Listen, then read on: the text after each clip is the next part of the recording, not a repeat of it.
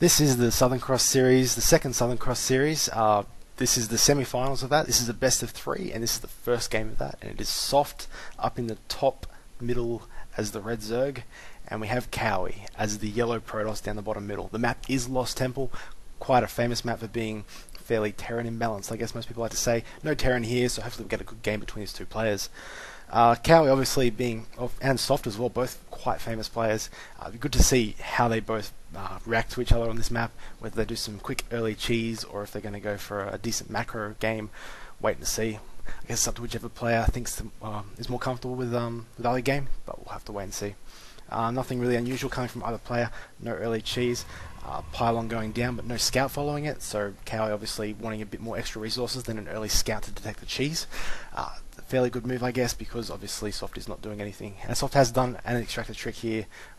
Easy way to get a quick early drone, and he is going to scout quite early as well. See if he can see a forge or a cannon or something like that, and hopefully try and block it if that's what he's after. He also has to find his opponent, obviously being a 4-player map.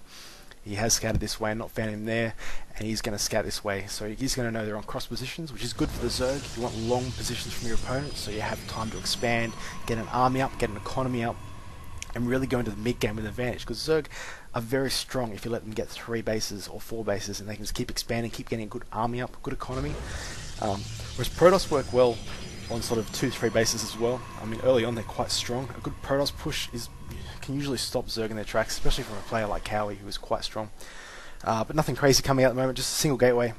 No early push with 2 gateways, and the drone's going to come in and see that and be a little bit less worried. We'll see what he does. He's going for a nice quick speedling build, so you go extractor on 14 or 13, and that's spawning pool straight afterwards. You mine as soon as the extractor's finished, and you'll have 100 gas by the time the spawning pool finishes.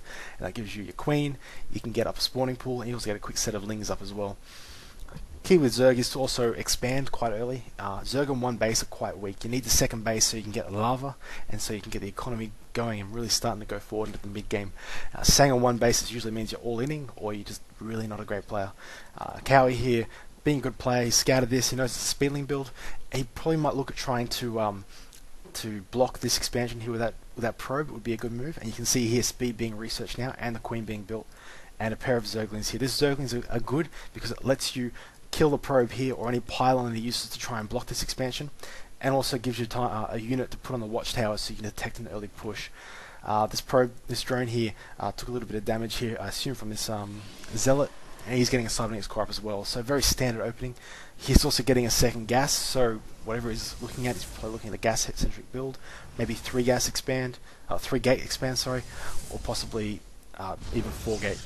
We'll see in a minute when this cybernetics core finishes, see what he starts building. He is getting a baneling nest as well. He is not going for his expansion here, so it looks like Soft might be going for a baneling bust here. He'll start pumping out a lot of Zerglings and try and bust through the front. Now, if this isn't scouted, he can bust through quite early and do a lot of damage and get in there. Obviously, he has to throw it against the zealot here, and he can get in, kill the economy line. Now, if Kowi doesn't get some units up to deny this, or a force field like he actually just did, he can do a lot of damage. But if he gets a simple force field here and blocks the banelings, gets a stalker out and can kill those banelings, banelings building here obviously being quite slow, he can actually hold it off and keep Zerg on one base, which is pretty dangerous. He is actually rallying this baneling straight into this cybernetics core, so that's what he's looking to take out. It's quite a lot of health. It's actually got more health than the gateway, so it's quite interesting he's going for it. As you can see, the banelings do a lot of damage, but the cybernetics core is a huge building, and he's actually blocked that there, so one baneling can't get in. So the shield's going to regenerate. The Zerg player here is really starting to fall behind because he's only on one base. Have a look at the economy. He only has 14 drones compared to a good 23 from the Protoss player. At this point, Kowi has to assume he's going for an all-in. And he's killed the zealot. Now, can he get the sentries down? He's killing the sentries. He's streaming Zerglings in here now. This is actually quite dangerous. This pylon here is the only thing powering this gateway here. And he's attacking it. He's coming out with probes as well to try and defend. That's quite a good move to try and do. But I mean, he's losing those probes very quickly, trying to get a second pylon down. But he's still got to plug this hole. More Zerglings just keep streaming in. He has no units to defend. These 2 gateways just got up, but he's lost his economy. Nothing is mining right now. So if he can keep this up, Soft could take out Kowi in this first of 3 games. And that pylon does go down, but the second one comes up to start powering on that gateway. Warp gates are up, so we should see some zealots very soon. There's some zealots warping in now, 4 of them. So he was actually 4 gating. But he's taken out another pylon, and 3 gates now are offline. He's got 4 zealots to defend himself with, and if you have a look at the worker count really quickly, Kowi's now on 13 probes as opposed to 14, so the damage has been done, and he is actually ahead economy-wise. He's also doesn't have enough pylons, so he's supply capped as well, so even if he had the money, well, he does have the money, but he couldn't get another zealot out if he wanted to, even if he had power on all these gateways. He is now just uncapped. He has got 1 more zealot. There's still more Zerglings streaming in here. They're starting to kill off these.